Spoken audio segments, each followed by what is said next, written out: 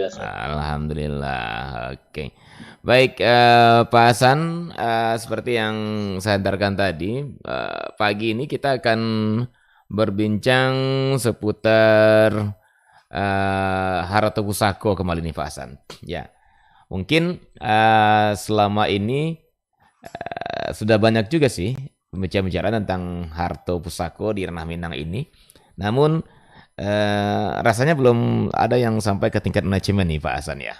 Selama ini mungkin menjelaskan seperti apa Harto Pusako itu. Nah, namun sebelum kita ke manajemennya Pak Hasan, apalagi di saat-saat seperti ini, ada baiknya kita review juga sedikit tentang seperti apa sih harta yang dimiliki secara kolektif ataupun harta yang dimiliki oleh orang-orang Minangkabau dalam konsep adat dari adatnya dari masa lalu hingga saat ini Pak Hasan. Silakan Pak Hasan.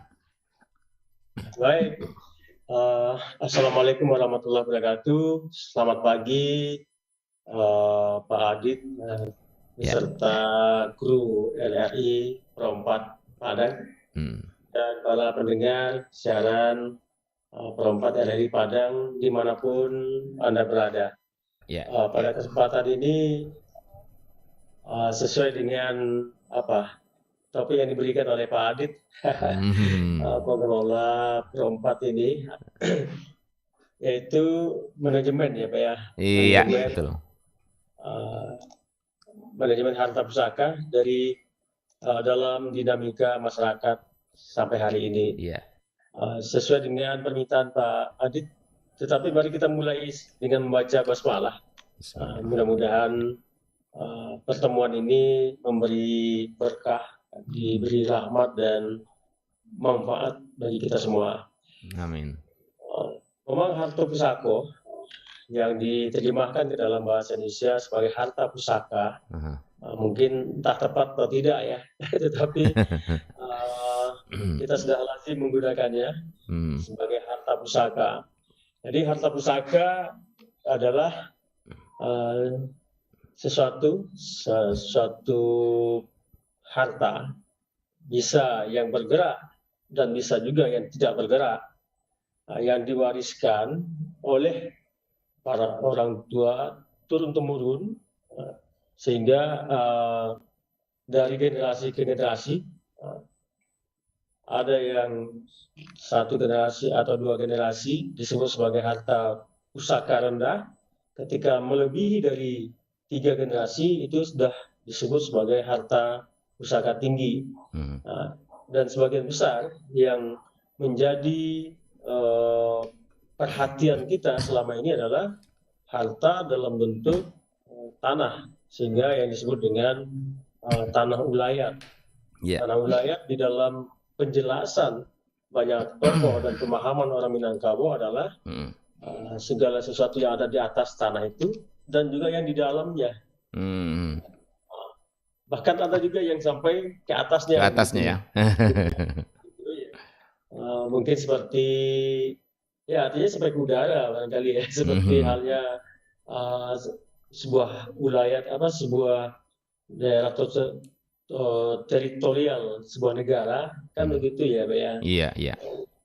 Di atasnya, di bawahnya bahan galian dan sumber daya alam yang ada yang dikandungnya, dan juga sampai ke udara, sehingga batas-batas negara menentukan ketika sebuah pesawat harus melewati wilayah negara lain harus minta izin dulu, termasuk juga penggunaan satelit dan sebagainya. Ada titik-titik tertentu yang memang menjadi bagian dari kekuasaan sebuah negara.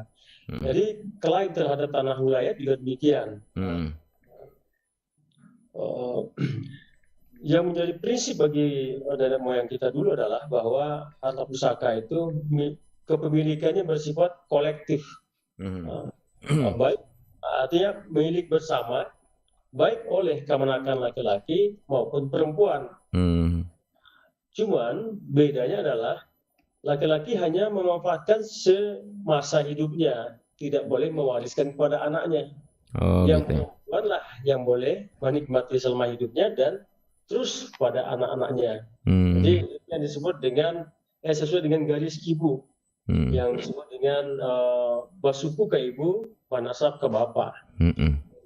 Jadi ada yang mengatakan itu matrilineal, tetapi banyak tokoh sekarang juga mengatakan bahwa itu bukan matrilineal, tetapi konsepnya adalah bersuku ke ibu, manasab ke bapak.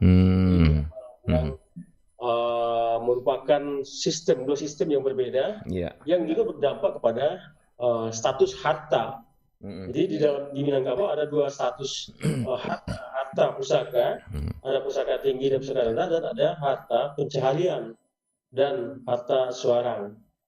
Itu berdasarkan dua garis yang ditetapkan dan diterima oleh masyarakat Minangkabau. Jadi kepemilikannya bersifat kolektif, diwariskan kepada generasi berikutnya, dan yang penting juga adalah pewarisan itu berdasarkan sumpah para nenek kita dulu itu adalah tidak boleh terputus sampai akhir hayat, akhir zaman ya. Sampai akhir zaman itu tidak boleh terputus. Oleh karena itu harta pusaka itu mesti tetap langgeng dan lestari. Jadi memang tidak ada pernyataan atau ketentuan secara tertulis, tetapi di dalam ungkapan-ungkapan Minang itu dapat kita tafsirkan seperti itu. Misalnya harta pusaka tidak boleh dijual. Dijual tidak dimakan bali, digadai tidak dimakan sando. Artinya apa? Kalau dijual nggak bisa dibeli orang. Kemudian kalau digadai pun tidak bisa disandra. Seperti itu. Artinya harus tetap itu harta pusaka itu. Kemudian kalau ada ponakan membutuhkan, maka silahkan gunakan, silahkan ambil manfaatnya. Tetapi jangan dijual, jangan digadai, atau jangan dikurangi. Ada petua Minang mengatakan kalau tidak mampu menambah, jangan mengurangi. Jadi begitu yang ditanam kepada anak-anak kemenakan pada masa lalu, sehingga harta pusaka itu tidak boleh berkurang, tetapi justru harus bertambah. Jadi seperti itu. Jadi tidak boleh habis oleh satu generasi yang hidup pada masanya. Jadi prinsipnya sama dengan kampanye lingkungan, Pak Adit. Iya.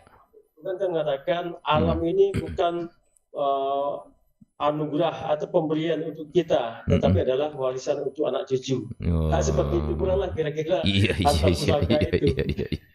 Bukan untuk kita habiskan pada saat kita hidup sekarang, tetapi adalah itu warisan untuk dijaga, dipelihara, untuk disampaikan kepada anak cucu. Makanya ada ungkapan pusako ditolong, wari dijawe. Warisan kita jawe, kita terima, tetapi pusaka ditolong. Ditolong itu artinya ya dipelihara, dijaga dan dikembangkan, diperbanyak malah gitu ya. Jadi oleh karena itu begitu yang diamanahkan oleh para nenek moyang pada masa lalu, sehingga harta pusaka itu mesti terus berkembang, dimanfaatkan dan diwariskan kepada generasi-generasi berikutnya. Jadi mungkin sekarang banyak hal yang kita temui begitu Pak Adit ya. Iya benar.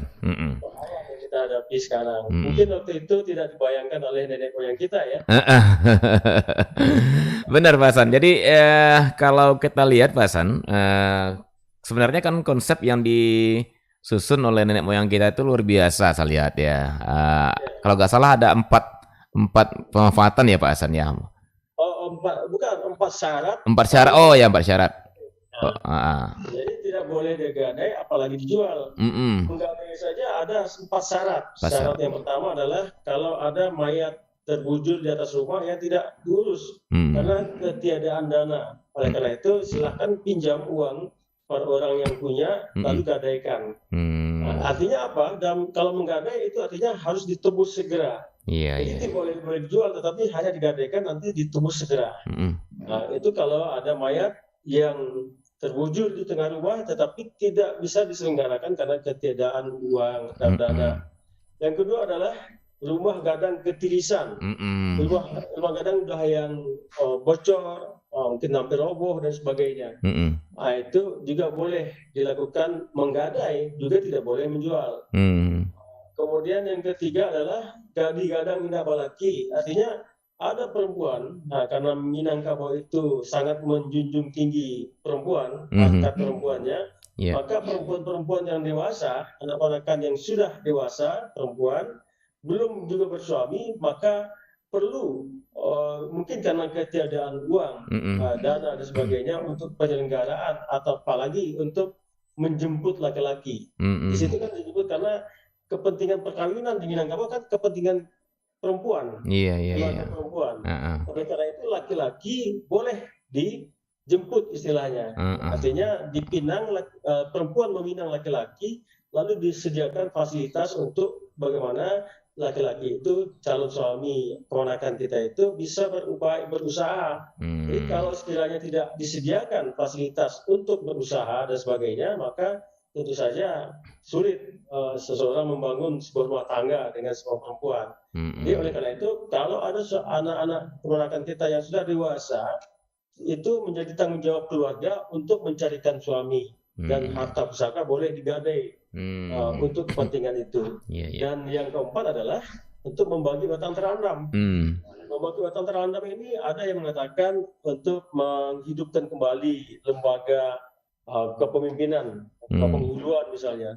Tetapi juga adalah ketika misalnya anak-anak keponakan kita butuh pendidikan untuk mengangkat harkat martabat keluarga, maka bisa juga dijadikan sebagai beasiswa untuk anak ponakan sehingga mereka bisa disekolahkan ke tingkat yang lebih tinggi dengan tujuan agar nanti anak ponakan kita itu menjadi orang yang sukses dan akan memperkaya, memperkuat status keluarga kembali gitu. Jadi 4 syarat itu hanya untuk digadai juga Pak, dia tidak digadai. Iya. Itu dan sementara sifat pengelolaannya kolektif ya kalau nggak salah ya Pak Hasan ya. Setiap orang setiap anggota suku itu berhak terhadap tanahnya. Nah, kalau kita lihat Pak Hasan, konsep-konsep seperti itu luar biasa sekali, apalagi menjaga kesinambungan harta pusaka ya Pak Hasan ya, sehingga tidak boleh dijual. Nah, namun seperti yang Pak Hasan katakan tadi sebelum persoalan 4 itu, hari ini ketika kita coba merefleksikan konsep harta pusaka Ranah Minang ke keadaan hari ini, sepertinya justru harta pusaka itu Pak Hasan dalam tanda kutip menjadi salah satu sumber konflik di tengah kaum gitu ya. Nah, ini kan ironi Pak Hasan ya. Sesuatu yang sudah diwariskan oleh nenek moyang dengan manajemennya yang luar biasa, yang semuanya hanya bicara kemanusiaan ya. Apa rumah garang ketirisan, gadi tua lun balaki, kemudian membagi watan tarandam ya. Nah, kemudian maik tebujul. Nah, itu semua kan kemanusiaan luar biasa saya lihat. Nah, ironinya hari ini ya, ketika kita sudah sekian generasi berlalu dari nenek moyang kita yang mengonsep harta pusaka ini, kita justru menjadikan harta pusaka menjadi sebuah titik konflik di tengah-tengah kaum. Nah, ini kenapa nih Pak Hasan kita sampai mengalami hal seperti ini Pak Hasan? Ya, kalau kita coba telusuri, pelajari sejarah, ternyata konflik harta pusaka itu tidak hadir hanya hari ini Pak Dit. Gitu ya. Di sejak zaman kolonial, terutama ada dua aspek. Dari satu sisi, ketika orang Minang sudah dalam proses islamisasi yang satu, dan yang kedua ada kepentingan kolonial juga sepertinya, sehingga waktu itu terjadi semacam kekuasaan diberi kepada laki-laki, terutama kepada mama, yang kita kenal dengan ada penghulu basure. Jadi kalau kita lihat dulu, mungkin pertama karena Belanda baru bisa masuk ke Minangkabau setelah perang Padri, maksudnya perang Padri dalam arti perang antara perang saudara di antara internal orang Minangkabau yang muncul ketika agama Islam diterima, diadopsi, kemudian dikembangkan, lalu muncul pertentangan berkaitan dengan soal harta pusaka. Pertentangan itu berkaitan dengan bahwa harta pusaka diwariskan kepada perempuan, sementara di dalam Islam dinyatakan bahwa harta mesti diwariskan kepada secara faraid. Itu pertentangan perdebatannya itu begitu keras waktu itu, sehingga ada ulama yang mengatakan bahwa sistem pewarisan harta pusaka di Minangkabau itu dinyatakan haram gitu ya. Itu terjadi perdebatan yang cukup kuat alot dan keras, tetapi itu dimanfaatkan oleh orang tertentu, termasuk juga zaman kolonial. Jadi apakah itu sebuah misi dari kolonialis atau tidak? Tapi yang pasti adalah masa itu munculnya begitu keras. Misalnya ketika Belanda mengangkat para penghulu dengan status Panglima Sure, itu mengakibatkan kekuasaan seorang penghulu itu begitu kuat, keras, yang mendapat gaji dari pemerintah, di backing oleh pemerintah kolonial, sehingga waktu itu terjadi kasus para penghulu atau nini mama menguasai harta pusaka dan memperjualbelikannya, menguasai dan memperjualbelikan. Karena sebelumnya kan Minang tidak mengenal sistem ekonomi uang. Jadi sistem ekonomi uang dikenalkan oleh Eropa melalui kolonial Belanda. Setelah itu orang sudah mengenal uang, sehingga jual beli sudah dilakukan melalui transaksi dengan uang, padahal sebelumnya hanya transaksi barter, tukar barang dengan barang. Jadi ketika sudah ada uang, kemudian ekonomi berkembang, lalu kekuasaan diberi kepada para penghulu yang menjadi kaki tangan Belanda begitu kuat, maka persoalan harta pusaka didukung dengan ini fatwa atau perdebatan atau argumentasi dari para ulama tertentu yang menyatakan bahwa harta pusaka diwariskan kepada perempuan itu adalah haram, dimanfaatkan itu untuk menguasai harta pusaka anak ponakan mereka. Jadi kasus itu sudah bermula sejak itu, dan itu terus bergulir terus. Jadi dalam dinamika sosial Minangkabau, perdebatan itu kan memang tidak hanya lumrah tetapi bahkan niscaya. Iya. Basilan kayu dalam tungku, baik itu api baku kayu. Iya, betul. Untuk kemasakan gitu. Jadi setelah dalam proses dinamika itu memang terjadi banyak perubahan-perubahan yang baik yang konstruktif maupun yang destruktif. Yang konstruktif tentu saja yang menjadi sesuatu yang ideal bagi Minangkabau adalah bahwa persoalan harta pusaka itu akhirnya ditemukan pemahaman yang lebih komprehensif, yaitu bahwa harta pusaka tinggi karena memang bukan harta pencarian pribadi seseorang atau ayah orang tua dari anak-anak mereka, maka itu bukan dinyatakan sebagai harta yang wajib diwariskan secara faraid.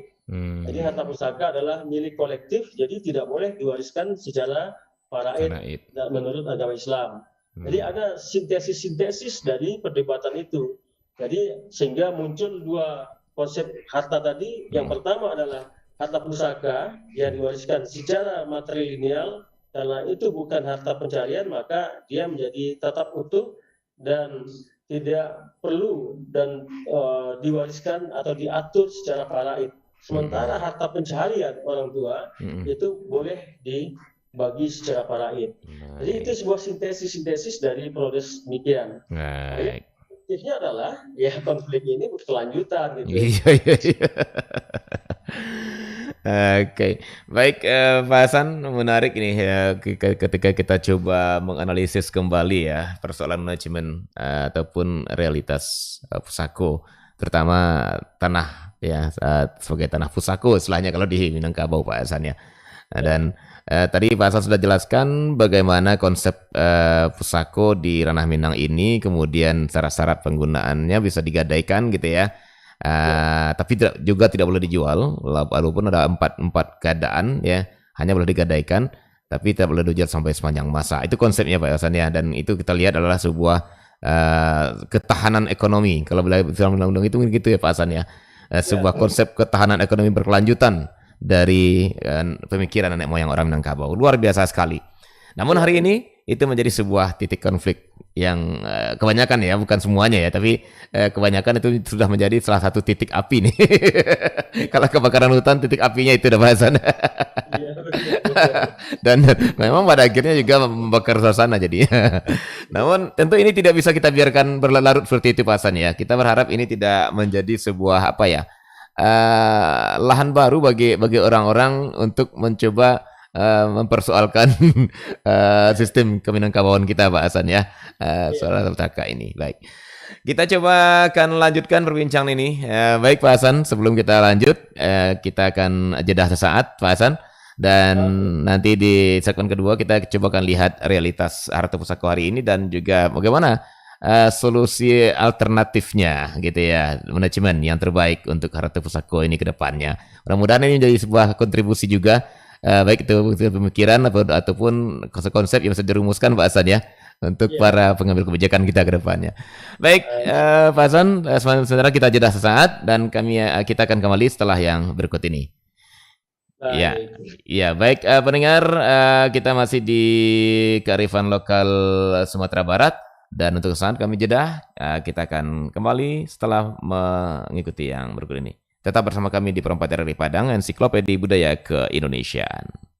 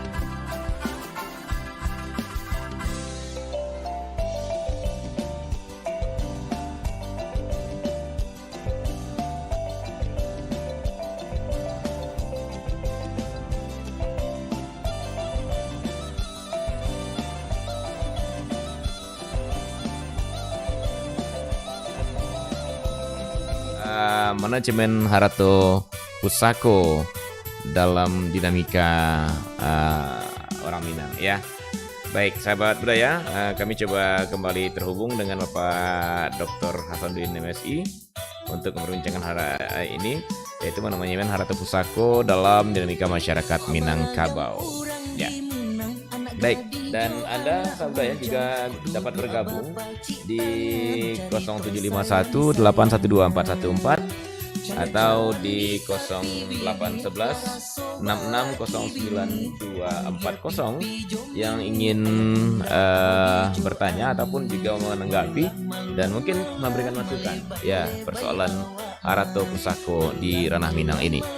Baik, kita akan kembali bersama Bapak Dr. Hasanuddin MSI, Datuk Tan Patih. Ya. Halo, assalamualaikum Pak Hasan. Waalaikumsalam warahmatullahi wabarakatuh, Pak Ade. Iya Pak Hasan, ya, kita sudah jedah nih Pak Hasan ya. Mudah-mudahan kembali segar ini ya Pak Hasan. Kalau tadi udah mulai agak panas ini. Karena ternyata aku memang menyimpan potensi panas bumi juga ya.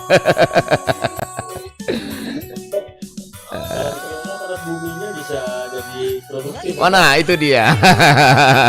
Analogi yang tepat sekali Pak Hasan ya. Jadi Harato Pusako itu bagaikan panas bumi, namun ketika tidak dikelola, dibiarkan dia menyembur sendiri, dia akan bisa membakar negeri ya. Iya. Kalau dimanage dengan baik, Nah, dibuat untuk tenaga listrik dan lain-lain, kan jadi manfaat. itu dia. Baik. Geothermal Pak Hasan. Oke, kita tadi udah disinggung manajemen ya. Kalau di manage dengan baik, itu akan menjadikan sebuah sumber kehidupan, sumber ekonomi dan sumber kesejahteraan bagi kaum.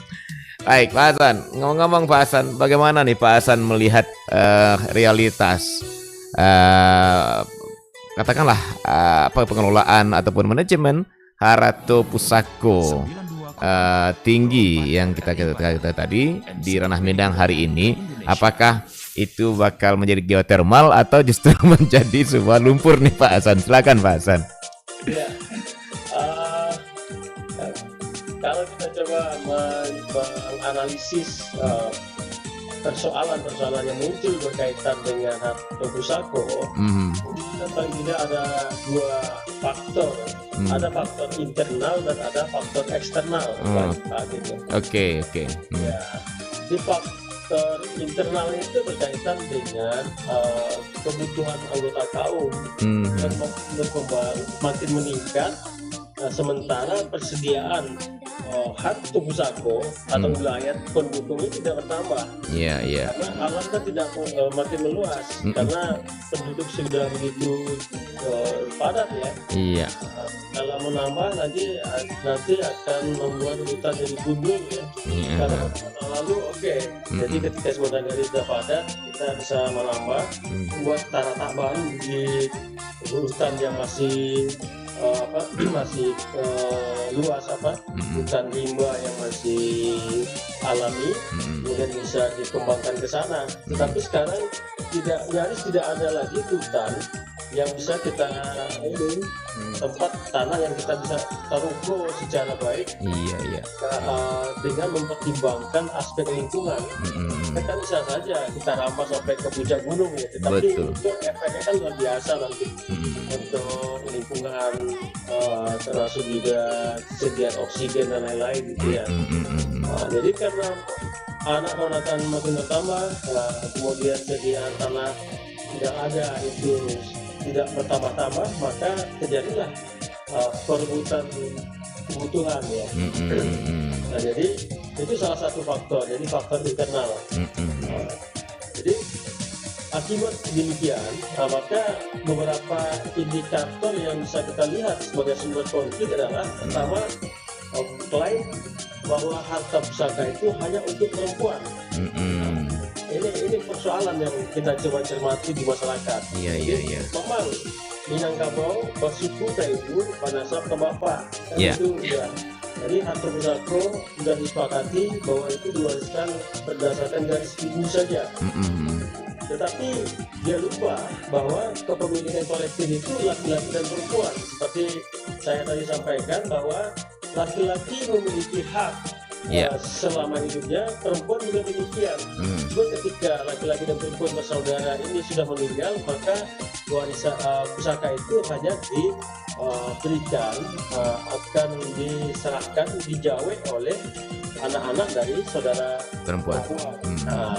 Anak-anak laki-laki tidak boleh mewarisinya gitu. Tetapi dalam pemahaman sebagian orang saat ini adalah bahwa satu tinggi itu hanya untuk perempuan saja. Jadi para laki-laki tidak boleh menggarap, mengambil hasil dari harta demikian. Nah, itu sumber konflik yang pertama. Nah, jadi kesalahpahaman bahwa harta pusaka itu adalah untuk perempuan saja.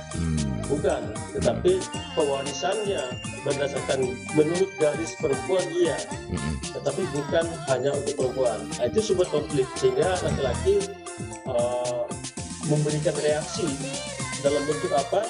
Ya bisa saja dia rampas, dia kuasai oleh laki-laki atau para mama.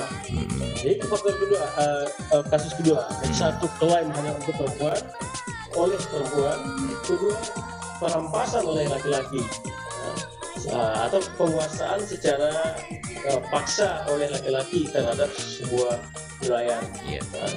Nah, itu yang kedua. Kemudian yang ketiga adalah kesalahpahaman tentang ganggam untuk pagang pemansia. Ketika anak ponakan banyak, lalu oleh mama kepala waris atau bisa jadi mama kaum atau mama para penghulu mereka kan berkewajiban untuk mendistribusikan harta pusaka ini, harta pusaka pemanfaatannya untuk para anak ponakan.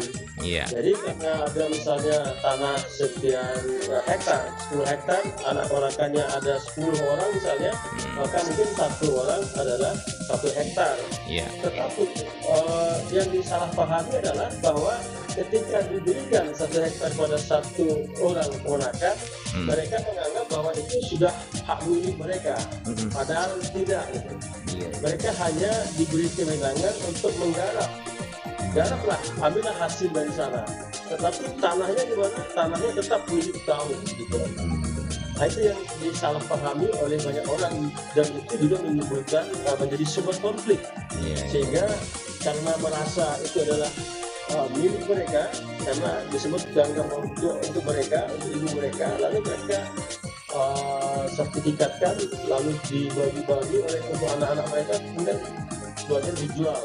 Ini sumber konflik. Padahal seperti kita jelaskan, prinsip dari tanah pusaka tadi adalah ensiklopedia budaya ke-Indonesia. Gitu.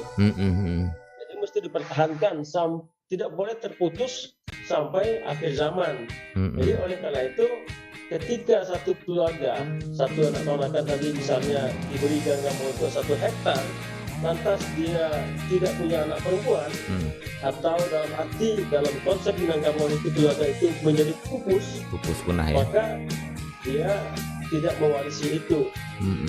Artinya tanah pusaka itu akan kembali kepada anggota kaum yang lain yang lebih dekat, yang sangat membutuhkan. Jadi tidak dihabiskan. Jadi kesalahan yang ketiga adalah itu, kesalahpahaman tentang konsep ganggam bautur. Dan yang keempat adalah ketidakadilan dalam manajemen pembagian pemanfaatan hasil. Jadi bukan pembagian untuk dimiliki, tetapi adalah pembagian pemanfaatan hasilnya. Memang dulu kita sampai hari ini juga mungkin susah para nenek mama untuk membagi secara adil.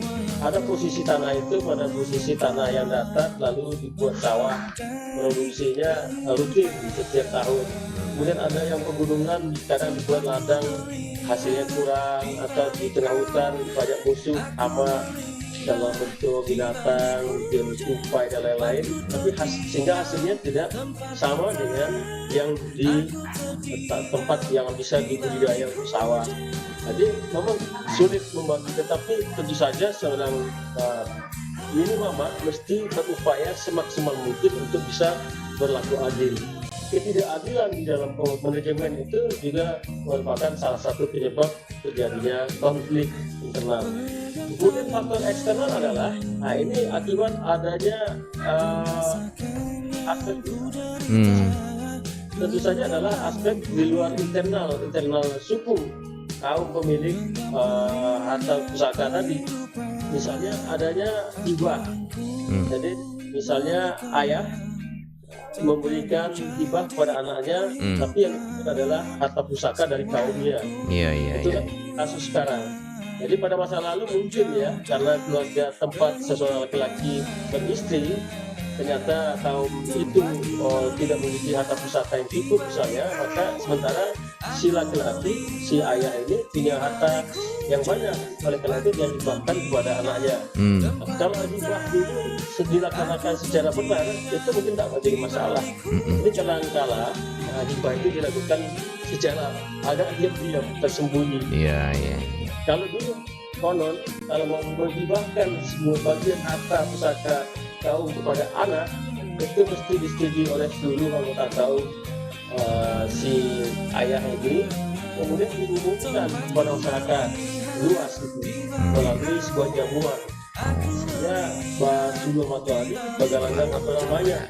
Tetapi ada juga yang diberikan secara diam-diam, dan ini sebuah masalah. Kemudian faktor eksternal lainnya adalah investasi. Ada yang investasi dalam bentuk ya main serobot saja karena kekuasaan dan lain-lain, tetapi ada dengan cara baik-baik. Jadi contoh investasi adalah misalnya ketika tanah nelayan digunakan untuk budidaya sawit atau bikin pabrik dan lain-lain. Itu sesungguhnya sudah diatur juga dalam Perda Nomor 6 tahun 2008 bahwa investasi seperti itu ada ketentuan bahwa pemilik harta pusaka itu ya distatuskan bukan sebagai penjual. Jadi artinya harta pusaka itu tidak dijual, tapi adalah diinvestasikan dalam bentuk penyertaan modal, sehingga para pemilik harta pusaka itu menjadi salah satu pemegang saham di dalam perusahaan. Dan yang ketiga adalah yang kita hadapi hari ini adalah ketika harta pusaka dimanfaatkan untuk fasilitas umum. Ini kan pemahamannya adalah kami kan tidak menjual, tapi pemerintah harus membuat fasilitas umum seperti jalan tol misalnya. Maka apalah harta pusaka, dan ketika memanfaatkan hasil ganti rugi, nah kalau Pak Jokowi bilang kan ganti untungnya itu, anak ponakan berkelahi. Nah ini persoalan manajemen juga di sini gitu. Baik Pak Hasan, ini menarik ketika kita coba mencermati kondisi realitas dari harta pusaka Orna Minang hari ini ya Pak Hasan ya. Seperti yang saya katakan tadi, saya nggak tahu nih Pak Hasan, bagaimana nenek moyang kita di alam kuburnya saat ini melihat anak keponakannya. Iya, karena saya yakin percaya beliau itu menyusun konsep harta pusaka itu benar-benar tujuannya adalah untuk kedamaian, kesejahteraan bersama gitu ya, dan juga untuk harkat dan martabat keluarga. Saya yakin itu mungkin niatnya. Tapi yang ditemukan hari ini justru anak keponakannya bertumpah darah ya. Anak keponakannya justru saling ribut, saling ini hanya karena harta pusaka. Nah, Pak Hasan, barangkali karena kondisi hari atau kondisi masa silam yang begitu damai, yang belum banyak tuntutan, yang belum banyak dinamika ya Pak Hasan ya, sehingga nenek moyang kita mungkin ya antara kutip kalau bilang terlupa, rasanya kita nggak menghargai juga ya, tapi faktanya tidak pernah menyusun sebuah konsep pembagian bagaimana ketika pusaka ini di kemudian hari digunakan untuk hal-hal lain dan menghasilkan menghasilkan rupiah atau juga atau menimbulkan sebuah keuntungan. Nah, harusnya seperti apa nih sebaiknya Pak Hasan? Nah, kalau mungkin Pak Hasan sudah begitu apa ya lumayan banyak berkecimpung dengan persoalan ini sebagai seorang penghulu juga nih, saya tahu ya sebagai seorang nenek mama juga di kampung, mungkin banyak juga berkecimpung.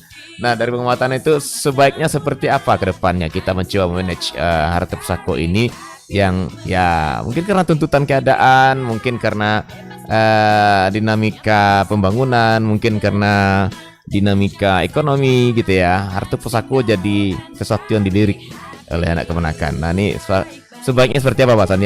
Yang belum sempat ada nih konsep diturunkan diwariskan oleh nenek moyang kita. Pak Hasan silakan Pak Hasan.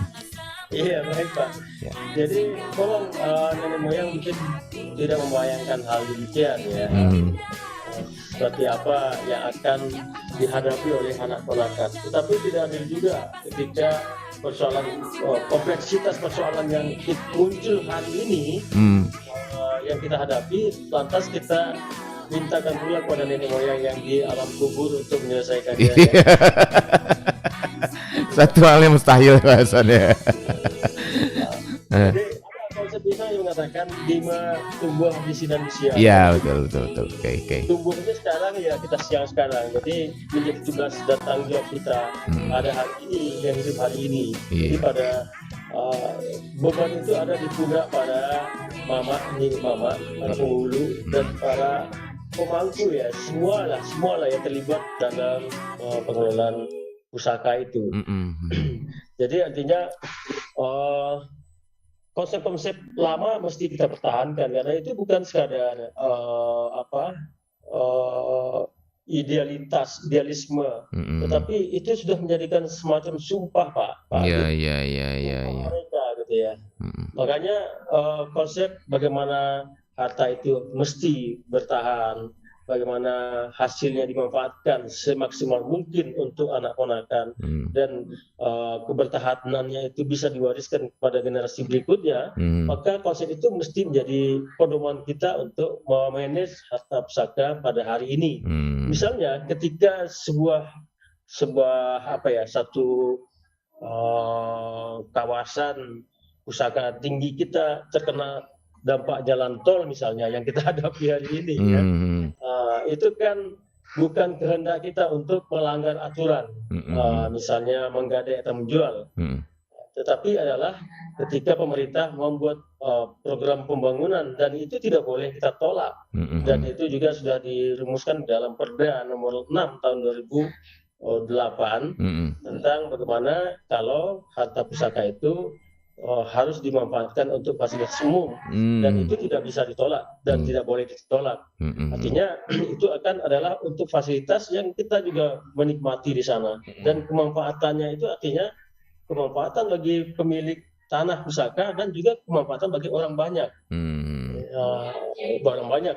Oleh karena itu hal demikian mesti didukung. Lalu dengan hasil dari ganti untung yang diberikan kepada kita, maka disinilah para nenek mama mesti membuat kebijakan yang pertama tetap berpedoman pada konsep ideal tentang pengelolaan harta pusaka, dan yang kedua juga tentu memikirkan kondisi hari ini. Yang pertama adalah konsep harta pusaka mesti tetap bertahan dan dapat diwariskan kepada generasi berikutnya, tentu saja dari ganti untung atau ganti rugi jalan tol, misalnya pembangunan fasilitas umum apapun, itu pasti dimanfaatkan sebagian untuk mengganti yang hilang.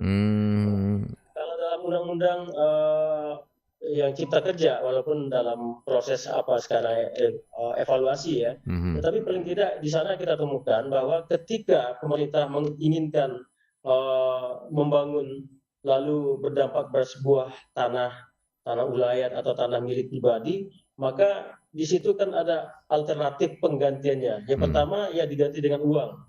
Yang kedua, sesungguhnya pemerintah bisa juga kalau diminta untuk tanah ganti dengan tanah. Artinya tanah yang digunakan untuk fasilitas umum kita minta kepada pemerintah untuk mencarikan tanah pengganti. Kalau misalnya yang terdampak itu adalah harta dalam bentuk rumah, maka kita bisa juga minta ganti dengan perumahan baru misalnya. Itu juga. Dan yang ketiga adalah bisa juga dalam bentuk yang lain ya.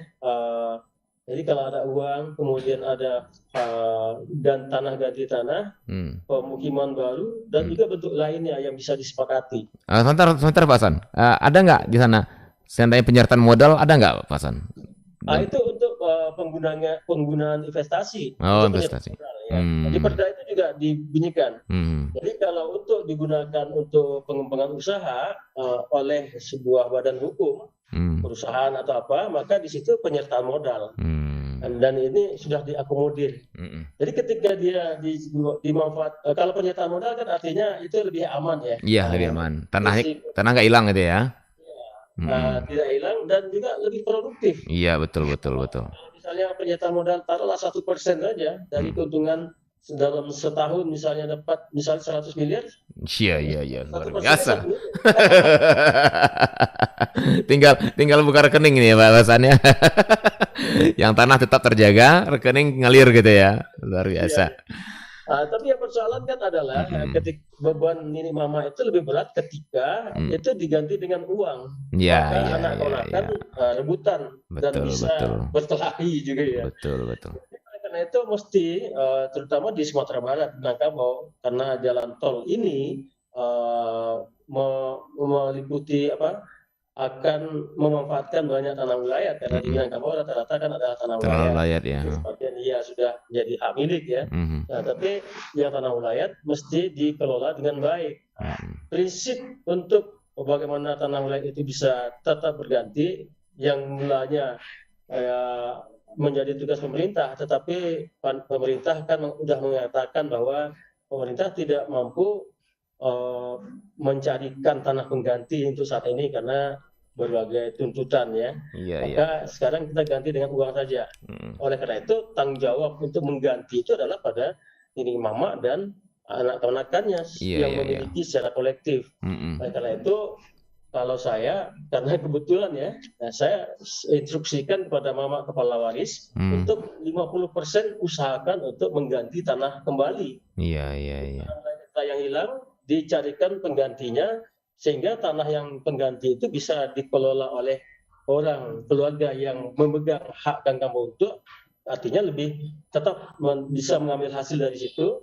Maka dan kalau sekiranya nanti kita ini yang menggunakan sekarang meninggal itu bisa diwariskan kepada anak cucu berikutnya itu bertahan.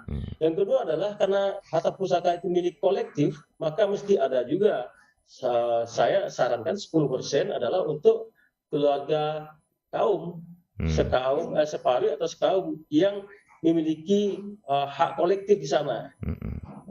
Itu. Kemudian yang ketiga adalah bahwa seperti Pak Adit tadi, para nenek moyang kita yang dulu mencancang Malatih, menggarap Manaruko dan sebagainya, mereka kan sekarang sudah tenang sesungguhnya. Kalau tidak ada masalah pasti mereka tenang.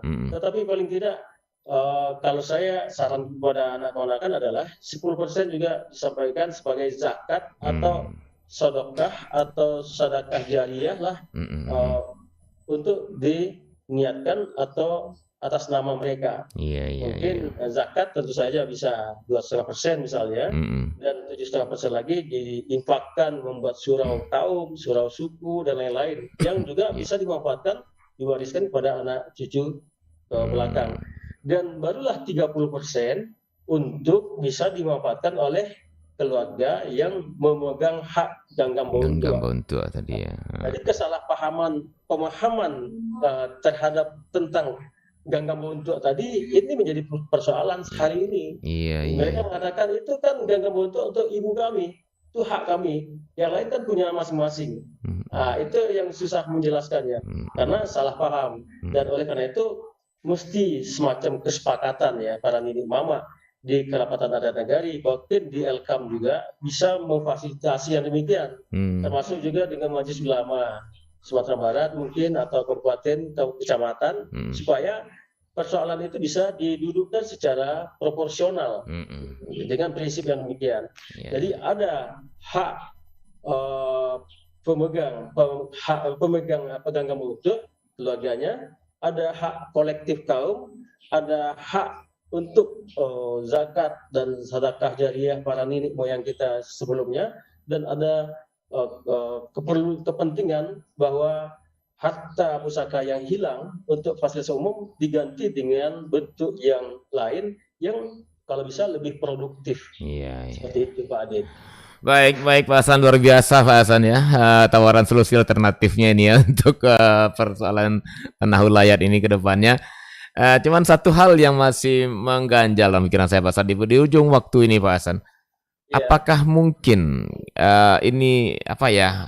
Kalau ibaratnya mungkin kalau dari nenek moyang kita menjadi sebuah pituah atau petata petitih tentang bagaimana dia menurunkan yang 4 tadi Pak Hasan ya, 4 persyaratan tadi bisa digadai tadi, tidak dijual itu digadai. Nah, apakah mungkin juga dibuat sebuah kesepakatan bersama para nenek moyang penghulu yang ada di Ranah Minang ini hari ini maksudnya menjadikan sebuah aturan baru di Minangkabau untuk pengelolaan harta pusaka ini, dan apakah mungkin ini akan diikuti secara aklamasi juga Pak Hasan? Gimana nih Pak Hasan?